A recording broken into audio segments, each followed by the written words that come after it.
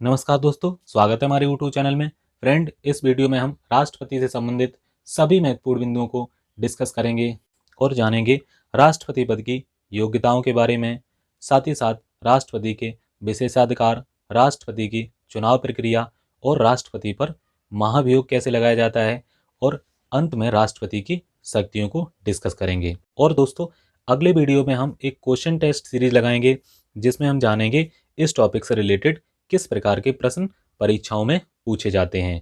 तो उस वीडियो की लिंक आपको डिस्क्रिप्शन बॉक्स में मिल जाएगी, तो प्लीज़ वो वीडियो भी आप अवश्य देखें। चलिए दोस्तों, करते हैं स्टार्ट इस वीडियो को और जानते हैं राष्ट्रपति से संबंधित कुछ बिंदुओं को। दोस्तों, पहला बिंदु है अनुच्छेद 52 के तहत भारत का एक राष्ट्रपति होगा। जी हाँ दोस्तों, अनुच्छेद 52 में ही कहा गया है कि भारत का एक राष्ट्रपति होगा। नेक्स्ट पॉइंट है भारत का राष्ट्रपति देश का प्रथम नागरिक होता है। और दोस्तों, भारत का राष्ट्रपति कार्यपालिका का औपचारिक अध्यक्ष होता है। दोस्तों, शक्तियों के मामले में हमारे देश का राष्ट्रपति ब्रिटेन के सम्राट जैसा है, यानी राष्ट्रपति नाम मात्र का प्रधान होता है, वास्तविक शक्ति प्रधानमंत्री और उसके मंत्रिमंडल में निहित होती है। चलिए दोस्तों, बढ़ते हैं आगे और अब डिस्कस करते हैं राष्ट्रपति पद की योग्यताओं को। दोस्तों, अनुच्छेद 58 के अनुसार भारत के राष्ट्रपति बनने के लिए कुछ शर्तें और कुछ नियम रखे गए हैं। उन शर्तों और नियमों को जो पूरा करेंगे वही राष्ट्रपति पद का चुनाव लड़ सकते हैं। तो कौन कौन सी शर्तें हैं, चलिए देख लेते हैं। पहला पॉइंट है भारत का नागरिक हो और दोस्तों 35 वर्ष की आयु पूरी कर चुका हो। दोस्तों, यहाँ पे ध्यान रखने वाली बात है कि अधिकतम आयु की कोई सीमा नहीं है, यानी अधिकतम आयु किसी भी व्यक्ति की कितनी भी हो वह राष्ट्रपति बन सकता है। नेक्स्ट है लोकसभा का सदस्य निर्वाचित होने की योग्यता रखता हो। अगला पॉइंट है किसी भी प्रकार के लाभ के पद पर नहीं होना चाहिए। और दोस्तों, चुनाव लड़ने के लिए 50 प्रस्तावक व 50 अनुमोदक होने चाहिए। ये प्रस्तावक और अनुमोदक क्या होते हैं, इन्हें हम राष्ट्रपति के चुनाव जब पढ़ेंगे उसमें डिस्कस करेंगे आगे। और दोस्तों, एक अंतिम पॉइंट और है, ये अक्सर परीक्षाओं में घुमा के प्रश्न पूछता है कि क्या राष्ट्रपति पद के लिए पढ़ा लिखा होना जरूरी है। तो बिल्कुल नहीं दोस्तों, राष्ट्रपति पद के लिए पढ़ा लिखा होना जरूरी नहीं है। वैसे तो राष्ट्रपति पढ़ा लिखा ही होता है, लेकिन ऐसा नहीं है कि पढ़ा लिखा होना ही चाहिए। अगर कोई अनपढ़ व्यक्ति है वो भी राष्ट्रपति बन सकता है। चलिए दोस्तों, अब हम देखते हैं राष्ट्रपति के कार्यकाल को। दोस्तों, भारत में राष्ट्रपति का कार्यकाल पूरे 5 वर्ष का होता है, लेकिन यदि राष्ट्रपति का चुनाव समय से पूरा न हो पाए या फिर राष्ट्रपति का चुनाव समय से पूरा हो जाए और शपथ लेने से पहले ही राष्ट्रपति की मृत्यु हो जाए, तो इस स्थिति में मौजूदा राष्ट्रपति का कार्यकाल 6 महीने तक बढ़ाया जा सकता है। इन 6 महीनों के अंदर हमें नए राष्ट्रपति का चुनाव करना होता है। नेक्स्ट पॉइंट है यदि समय से पहले राष्ट्रपति का पद रिक्त हो जाए। दोस्तों, रिक्त कैसे हो जाता है, किसी राष्ट्रपति की मृत्यु हो जाए या फिर कोई राष्ट्रपति इस्तीफा दे दे या फिर महाभियोग से उसे हटा दिया जाए, तो इस स्थिति में उपराष्ट्रपति अधिकतम 6 माह के लिए कार्यवाहक राष्ट्रपति के रूप में कार्य करता रहेगा। यहाँ भी दोस्तों अधिकतम समय सीमा 6 माह ही रखी गई है। 6 माह में हमें नए राष्ट्रपति का चुनाव करना होता है। और दोस्तों, यदि राष्ट्रपति और उपराष्ट्रपति दोनों के पद एक साथ रिक्त हो जाएं, तब सर्वोच्च न्यायालय के मुख्य न्यायाधीश राष्ट्रपति का कार्यभार संभालेंगे। यहाँ भी दोस्तों अधिकतम समय सीमा 6 माह ही है। दोस्तों, एक अंतिम पॉइंट आपको और याद रखना है कि हमारा संविधान किसी भी व्यक्ति को अनेक बार राष्ट्रपति बनने का मौका देता है। जैसे दोस्तों, अमेरिका के संविधान में कोई व्यक्ति अधिकतम 2 बार ही राष्ट्रपति बन सकता है, लेकिन हमारे देश में ऐसा कोई भी प्रतिबंध नहीं है। हमारे देश में कोई भी व्यक्ति चाहे जितनी बार राष्ट्रपति बन सकता है। वहीं दूसरी बात दोस्तों, अभी तक डॉक्टर राजेंद्र प्रसाद के अलावा कोई भी राष्ट्रपति दोबारा नहीं चुना गया है। तो ये पॉइंट कुछ आपको याद रखने हैं। चलिए दोस्तों, अब हम डिस्कस करते हैं राष्ट्रपति के विशेषाधिकार। दोस्तों, भारत में राष्ट्रपति का पद सर्वोच्च पद माना जाता है, इसीलिए राष्ट्रपति को कुछ विशेषाधिकार भी मिले हैं। जैसे कोई भी व्यक्ति जब तक राष्ट्रपति है तब तक उस पर किसी भी प्रकार का दीवानी या फौजदारी मुकदमा नहीं किया जा सकता है। और दोस्तों, कोई भी कोर्ट राष्ट्रपति को किसी प्रकार का नोटिस जारी नहीं कर सकता है। तो ये कुछ विशेषाधिकार थे, इन्हें आप याद रखेंगे। चलिए दोस्तों, अब हम बढ़ते हैं राष्ट्रपति की चुनाव प्रक्रिया पर। दोस्तों, सबसे पहला पॉइंट हमें याद रखना है कि राष्ट्रपति का चुनाव जो है चुनाव आयोग ही करवाता है, और राष्ट्रपति का चुनाव निर्वाचक मंडल द्वारा अनुपातिक प्रतिनिधित्व पद्धति के अनुसार एकल संक्रमणीय या एकल हस्तांतरणीय मत प्रणाली द्वारा होता है।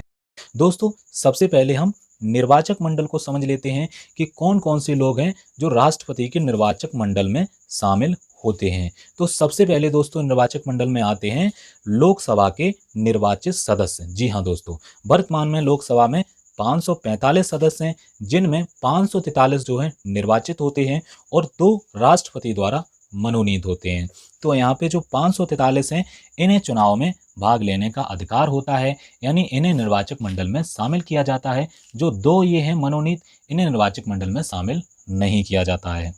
फिर है दोस्तों राज्यसभा के निर्वाचित सदस्य। जी हाँ दोस्तों, यहाँ भी निर्वाचित सदस्य, जैसे राज्यसभा में वर्तमान में 245 सदस्य हैं, उसमें से 233 जो हैं निर्वाचित होते हैं और 12 राष्ट्रपति के द्वारा मनोनीत होते हैं। तो यहाँ पे जो ये 12 हैं, इन्हें निर्वाचक मंडल में शामिल नहीं किया जाता है, यानी इन्हें चुनाव में भाग लेने का अधिकार नहीं होता है। फिर दोस्तों आते हैं राज्यों की विधानसभाओं के निर्वाचित सदस्य। इसमें दोस्तों दिल्ली और पुदुचेरी भी शामिल है, क्योंकि दिल्ली और पुदुचेरी में भी विधानसभा उपस्थित है। तो दोस्तों राज्यों की विधानसभाओं से कुल 4120 सदस्य आते हैं। यहाँ भी दोस्तों कह रखा है कि सिर्फ निर्वाचित सदस्य, यानी यहाँ भी मनोनीत सदस्य भाग नहीं लेते हैं। दोस्तों दूसरा पॉइंट यहाँ एक और याद रखेंगे कि कुछ राज्यों में विधान परिषद भी हैं। तो विधान परिषद के सदस्यों को राष्ट्रपति के निर्वाचक मंडल में शामिल नहीं किया जाता है, यानी विधान परिषद के सदस्य राष्ट्रपति के चुनाव में वोट नहीं करते हैं।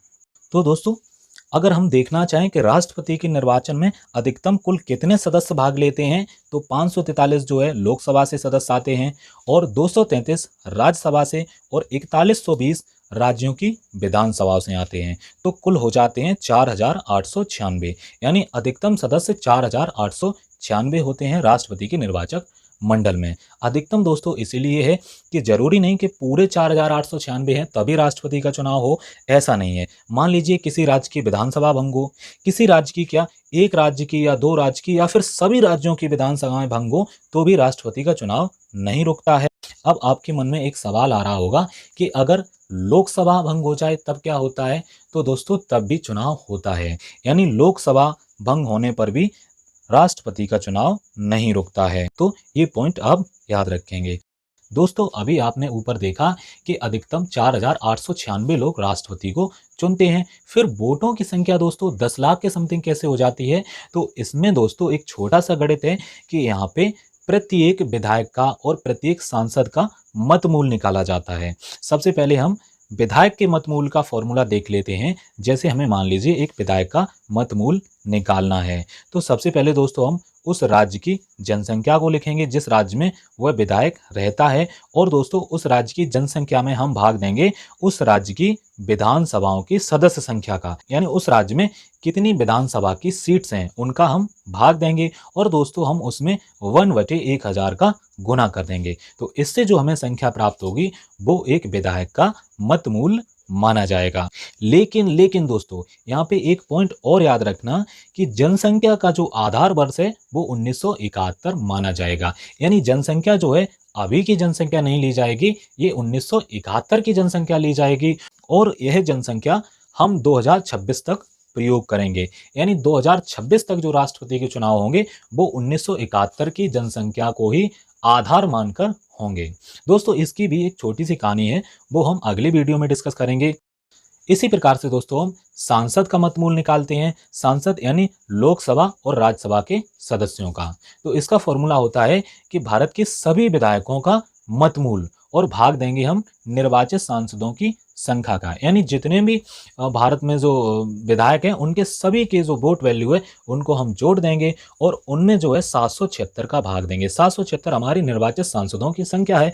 543 लोकसभा से चुने जाते हैं और 233 जो है राज्यसभा से चुने जाते हैं। तो इस हिसाब से हम निर्वाचित सांसदों की संख्या का भाग देते हैं।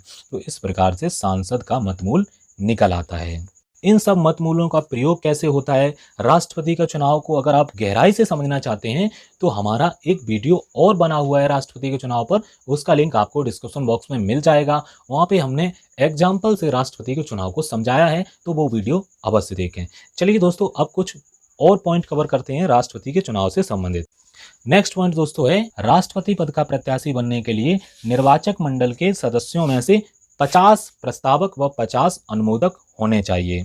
यानी निर्वाचक मंडल के सदस्यों में से 50 सदस्य आपके नाम का प्रस्ताव रखें और 50 सदस्य आपके नाम का अनुमोदन करें, तब आप राष्ट्रपति पद के प्रत्याशी बन पाएंगे। साथ ही साथ दोस्तों, चुनाव लड़ने के लिए 15,000 की जमानत राशि भी RBI में जमा करनी होती है। नेक्स्ट और अंतिम पॉइंट है कि राष्ट्रपति के चुनाव संबंधित विवाद को उच्चतम न्यायालय में सुलझाया जाएगा। यानी राष्ट्रपति के चुनाव में अगर कोई भी विवाद हुआ है तो उन्हें सुप्रीम कोर्ट में ही सुलझाया जाएगा।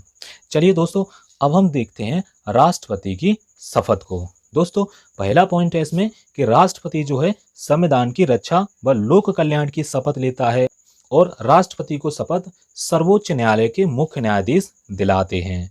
दोस्तों, सर्वोच्च न्यायालय के मुख्य न्यायाधीश की अनुपस्थिति में सर्वोच्च न्यायालय के वरिष्ठ जज शपथ दिलाते हैं। तो ये कुछ पॉइंट थे शपथ से रिलेटेड, इन्हें आप याद रखेंगे। चलिए अब हम बढ़ते हैं, अब देखते हैं कि राष्ट्रपति को पद से कैसे हटाया जा सकता है। तो दोस्तों, राष्ट्रपति को पद से हटाने की प्रक्रिया को कहते हैं महाभियोग। यानी महाभियोग से ही राष्ट्रपति को हटाया जा सकता है।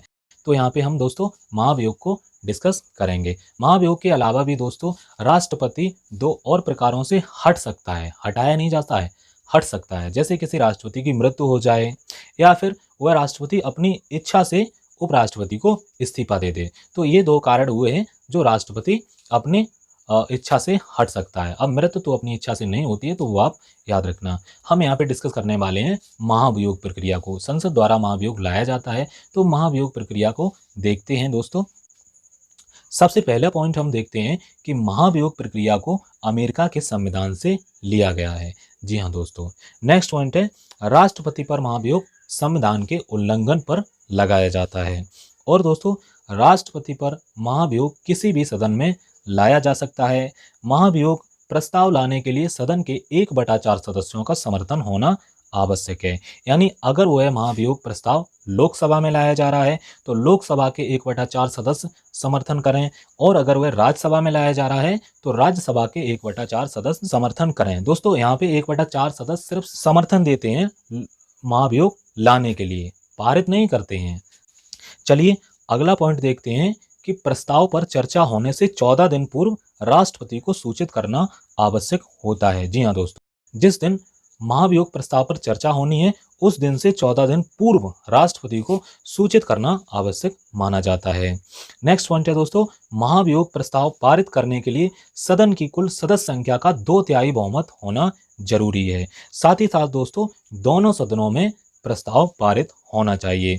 यानी अगर पहले राज्यसभा में प्रस्ताव आया है तो राज्यसभा के 2/3 सदस्य इसे पारित करें, फिर लोकसभा में जाए, लोकसभा के 2/3 भी सदस्य अगर पारित कर देते हैं तो राष्ट्रपति अपने पद से हट जाता है। और अगर लोकसभा से वह प्रस्ताव लाया जाता है तो लोकसभा के 2/3 पहले सदस्य पारित करते हैं, उसके बाद राज्यसभा में भेजते हैं, और अगर राज्यसभा के भी 2/3 सदस्य उस प्रस्ताव को पारित कर देते हैं तो राष्ट्रपति हट जाता है। दोस्तों, नेक्स्ट पॉइंट है, ये बहुत ही इंपॉर्टेंट और रोचक पॉइंट है कि दोस्तों महाभियोग में संसद के मनोनीत सदस्य भी भाग लेते हैं। जी हाँ दोस्तों, ये जो मनोनीत सदस्य थे ये चुनाव में तो भाग नहीं लेते थे, लेकिन महाभियोग प्रक्रिया में भाग लेते हैं। लेकिन दोस्तों, यहाँ पे राज्यों की जो विधानसभाओं के सदस्य हैं उन्हें भाग नहीं लेने दिया जाता है, जबकि ये राष्ट्रपति के चुनाव में भाग लेते थे। लेकिन यहाँ पे राज्यों की विधानसभाओं के सदस्यों को महाभियोग में भाग लेने का अधिकार नहीं होता है। नेक्स्ट है दोस्तों, राष्ट्रपति द्वारा महाभियोग प्रक्रिया के दौरान किए गए सारे कार्य वैलिड माने जाते हैं। यानी राष्ट्रपति ने जो महाभियोग के दौरान जो कार्य किए हैं वो भी कार्य वैलिड माने जाएंगे। नेक्स्ट पॉइंट दोस्तों है कि अभी तक भारत में किसी भी राष्ट्रपति को महाभियोग प्रक्रिया के अंतर्गत हटाया नहीं गया है, तो ये एक अपने आप में अच्छी बात है। चलिए दोस्तों, अब हम बढ़ते हैं, देखते हैं राष्ट्रपति के वेतन को। दोस्तों, राष्ट्रपति को जो है 5 लाख वेतन मिलता है और यह वेतन जो है आयकर से मुक्त होता है। नेक्स्ट पॉइंट है, पद से हटने के बाद राष्ट्रपति को 9 लाख वार्षिक पेंशन भी दी जाती है। चलिए दोस्तों, अब हम बढ़ते हैं राष्ट्रपति की शक्तियों की